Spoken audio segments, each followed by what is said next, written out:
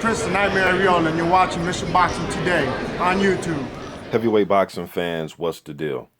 All right, so I had dropped a Jarrell Miller, just a little snippet, little training clip of him via his official Instagram account. And on that video, somebody was asking me, when is he going to fight next, or when is he going to fight somebody that's a notable fight, something where we're going to go into the fight like, all right, this right here is damn near 50-50 fight, or it's a meaningful fight. I don't know. Jarrell came to the video I put up via his Instagram, or was it Shannon Briggs? I think it was his Instagram. It was either him or Shannon's Briggs Instagram account, where there was some footage of him sparring Trevor Bryan, who was also an undefeated American heavyweight. And on that video, Jarrell came to that video, and I asked him any word on who he's fighting next, so on and so forth. He didn't get back to me. So, but he came to that video and left a comment. He comes to a lot of the videos I make about him, and he'll leave comments, but he didn't get back to me. But hopefully he sees this video, man. But I'm sitting here thinking to myself, okay, now Jarrell Miller is rated number 12 by the WBC, number 9 by the WBA, number 9 by the IBF, and he's number 6 by the WBO. He's highly rated, okay? Now, I've heard Jarrell Miller on True School Sports interviews. Shouts out to Brendan. Shouts out to his channel, True School Sports. Interview he did with Jarrell not too long ago, maybe like a week or so ago, 2 weeks maybe. Jarrell said that the WBO, if David Haye didn't want, because you know the WBO set David Haye up to fight the winner out of Ruiz versus Parker, and Jarrell Miller said that Haye, it seemed as if he doesn't want that fight, and the WBO contacted Miller, just according to Miller, and said that he will be in line for that title shot to be the mandatory, and that's great for Jarrell Miller. And Jarrell Miller also said that I think Brendan asked him in that interview, which champion or title holder he's trying to go after. And Jarrell made sense with his comment. He said, hey, man, whoever's rating me the highest, whichever sanctioning body I'm rated the highest in, that's the belt I'm going for. And that's a smart thing to do. So the WBO, he's rated number 6. That's his highest ranking.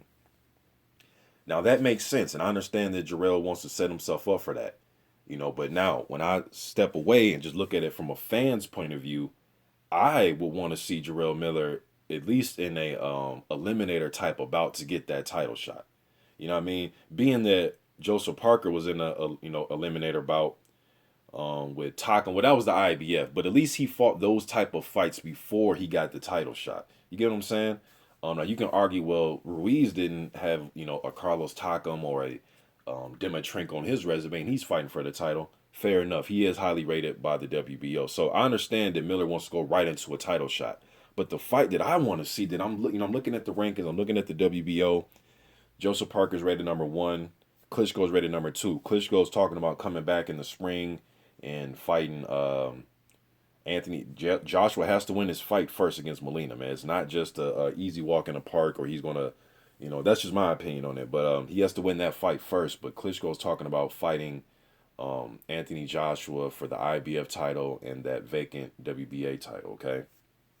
So Klitschko is rated number 2 by the WBO, and anything can happen in the next few months, you know what I mean? But Ruiz rated number 3. So Haye or Parker's getting ready to fight Ruiz. That's the number 1 and number 3 guy. Number 4 is Haye. He's getting ready to fight Tony Bellew, so in March, so you could take him out of the equation, okay? Then number 5 is Hughie Fury. Number 6 is Jarrell Miller. Number 7 is Price. Number 8 is Tom Schwartz, the German prospect. Number 9, Edmund Gerber. Number 10, Kirbet Pulev, who is the mandatory for the winner out of Molina versus Joshua for that IBF, okay? But Pulev's getting ready to fight in a few days here against Samuel Peter, December 3rd, all right? So I would like to see Miller fight Hughie Fury, man.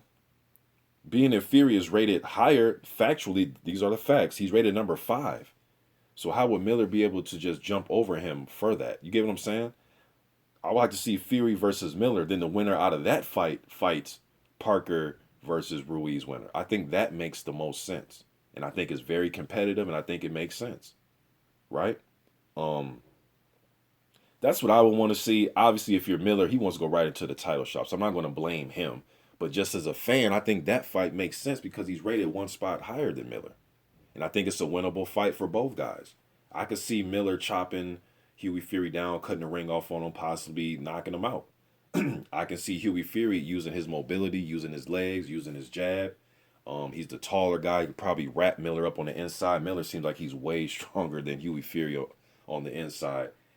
Man, that's a good damn fight in my opinion. Regardless of who you think will win the fight, I think it's a good competitive fight between two young guys fighting for their way up into a title shot. I think that shit makes the most sense in my opinion, rather than Miller just jump over Fury and then he gets a title shot when Fury's rated number 5 and he's rated number 6.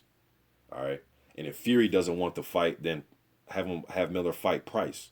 I think that's a winnable fight. You know what I mean? I think either of those fights are winnable.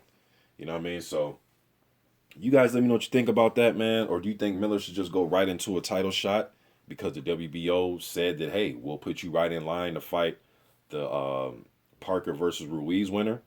Now, from a business standpoint and being on Miller's side, I understand if, like I said, he goes right into the title shot. You know what I mean? Why would he want to fight Eliminator when the WBO is telling him that you're going to fight for the title? I understand that. I'm just saying from a fan's point of view, though, man, I think he should fight Fury, you know what I mean, or Price as Eliminator to get the title shot. And mainly Fury because Hughie's rated one spot higher than him by the WBO. Now, Fury, I heard that he was negotiating with Deontay Wilder, so on and so forth.